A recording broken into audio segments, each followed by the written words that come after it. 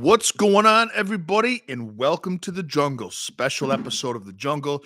We're going to take a deep look into the college football games, the championship games for this weekend. Super excited about those. I've got 4 plays for you here on YouTube. My number 1 play, my banger, Jungle Lock play, is going out to members only. So I'm not going to get into that game. It's the game between SMU and Clemson. Am I laying the points with SMU? Am I taking the points with Clemson? Am I on the over? Am I on the under? Am I parlaying? That's going out to members. It can go out to you as well. Go to silverbackjungle.com, click Become a Jungle member, or text the number on your screen. And my full betting card will get text to your phone every single day. We have a free weekly trial. Take it for a test spin and see if you like it. Well, 2 games Friday night in college football bowl championship series. I'm not going to be wagering on either one of those. If you're looking for some advice from me, I would take UNLV plus 4.5. I think they can pass the ball a lot better than Boise State, and I think that they have a pretty good run defense as well. So I would take UNLV plus 4.5 if I had to wager on that game. We're not going to look at that, though. We're looking at 3 big games tomorrow, one 12 o'clock and one 4 o'clock, one in the 8 o'clock window. And again, my favorite bet, my best bet is between the SMU and Clemson Tigers. That game, that's going out to members only. You can get it for free as well. Take our weekly trial for test spin. The first game we're going to dive into today, and this is our college football college championship weekend series special. So we're not going to do NBA today. I do have a standalone NBA video out there today, so you can take a look at that if you want to look at the NBA today. But this is going to be exclusively college football for this video. And the first game we're going to look at is Georgia versus Texas. And I want to know from you, which side are you leaning? And I'll tell you who I think you should be on in just a second.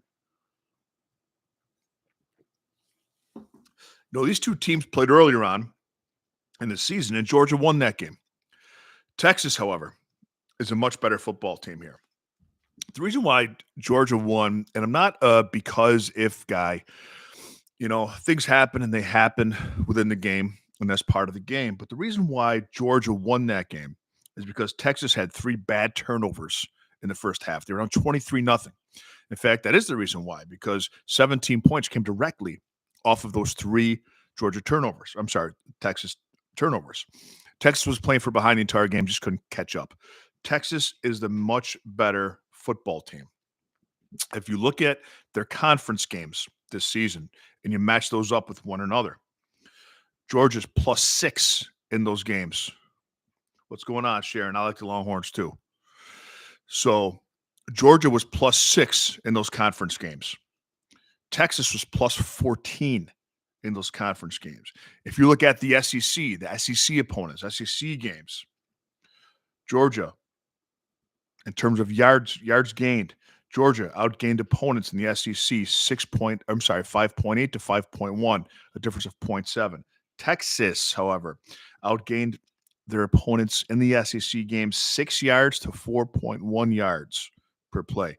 That's an average of that's 1.9 yards per play. That's extremely a discrepancy there. So in terms of common opponents, in terms of SEC opponents, in terms of conference opponents, conference games here, Texas by far is the better football team. Now, again, Georgia did beat them the one time they played. This is a nice opportunity to get right. It's going to feel like a home game for Georgia because it's in their home state. But on a neutral field, I think that Texas played a little bit tight at home in that first game, to be honest. I think that the neutral field kind of serves them well and, plays to their advantage. I like Texas, take minus 2.5.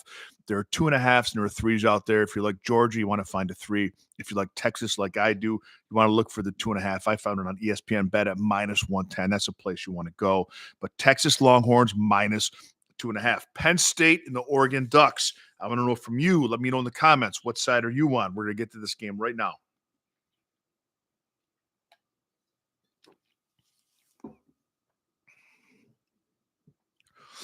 So the interesting thing about both these teams is number 1 and number 3 in the country. Both these teams have given up points. Oregon on the over, says Sharon. Both these teams have given up points to good offenses. Okay. Penn State's a bully. Penn State beats up on bad teams. All right. And because of that, they move up a little bit higher in the rankings. Both defenses struggle against good teams. They have one common opponent this year to take a look at, though, and I really want to dive into. That's Ohio State. And Ohio State dominated Penn State, except for that early turnover. For the most part, Ohio State had that game from the get-go. Oregon beat Ohio State. And if you watched that game, you never thought that Oregon was going to lose it. Even in the end, when Ohio State was driving and they made that key mistake, it seemed to me like Oregon was in control of that game. It seemed to me like that Ohio State was in control of the Ohio State and Penn State game. Truly, I like two plays in this game. It looks like Sharon's on the same path as me here. I like Oregon minus the 3.5.